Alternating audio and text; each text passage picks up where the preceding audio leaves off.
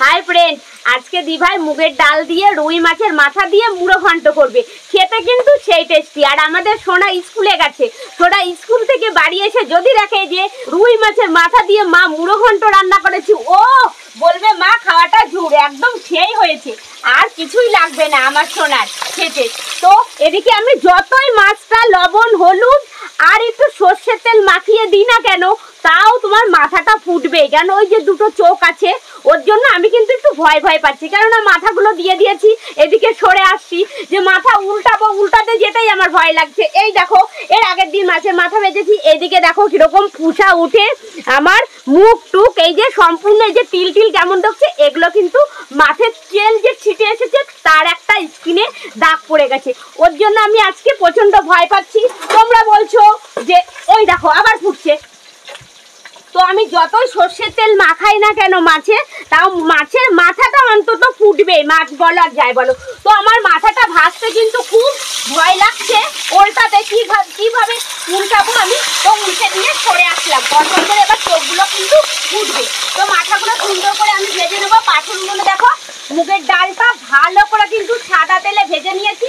তো আজকে যেহেতু একটু তাড়াহুড়া করছি, ওর জন্য উনুনে বসিয়ে দিয়েছি। তো এদিকে মুগের ডালটা দেখো ভালো করে সিদ্ধ করে নেবো আর কি, সিদ্ধ হোক। এদিকে আমার কথা বলতে বলতে মাছটাও ভাজা হয়ে যাব। তো মাছটা এবার ভেজে নেবো, দেখতে থাকো।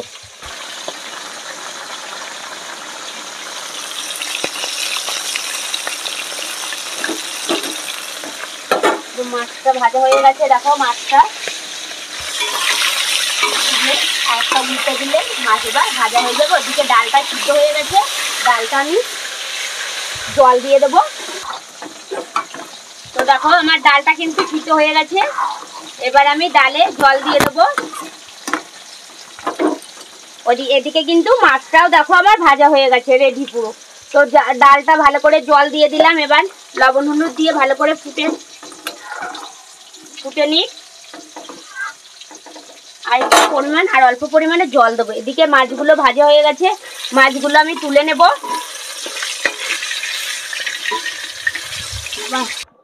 তো এবার পরিমাণ মতন হলুদ দিয়ে দেব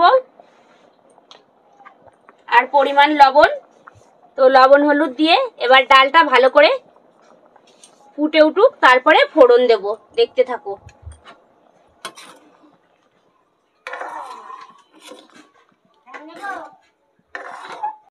তো এবার মুগ ডালটা ফোড়ন দেবো।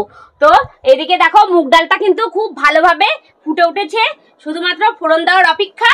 আর ফোড়নটাই কিন্তু বেস্ট, তুমি ফোড়নটা যেভাবে দেবে সেই পরিমাণে তোমার ডালের স্বাদটা আনবে। তো দেখো কড়াইটা দিয়ে দিয়েছি, এবার আমি পরিমাণ মতন সাদা তেল দিয়ে দেবো।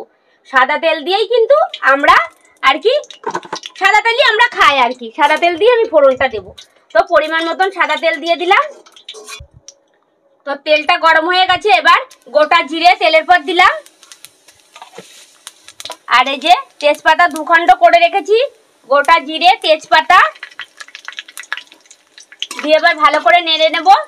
ফোড়নটাই কিন্তু ওই যে বললাম আমি, ফোড়নটাই বেস্ট। আর এদিকে এই যে শুকনো লঙ্কা ভাজা ছিল, এবার আমি শুকনো লঙ্কাটা আগে দিলাম না, যেহেতু ভাজা আছে ওর জন্য একটু পরে দিয়ে দিলাম। এই শুকনো লঙ্কাগুলো ফালতু সকালবেলা ভেজেছিলাম, ওর জন্য ভাবলাম নষ্ট হবে, দিয়ে দিলাম। তো এখন শুকনো লঙ্কাটা দিয়ে দিলাম। তো এই দেখো এদিকে কিন্তু গোটা জিরে তেজপাতা আর শুকনো লঙ্কা ভালোভাবে ভাজা হয়ে গেছে। এদিকে দেখো আদা বাটা আর একটু জিরে বাটা, তো আমি আদা আর জিরে বাটাটাও এবার দিয়ে দেবো। এই যে ভালোভাবে নেড়ে নেব।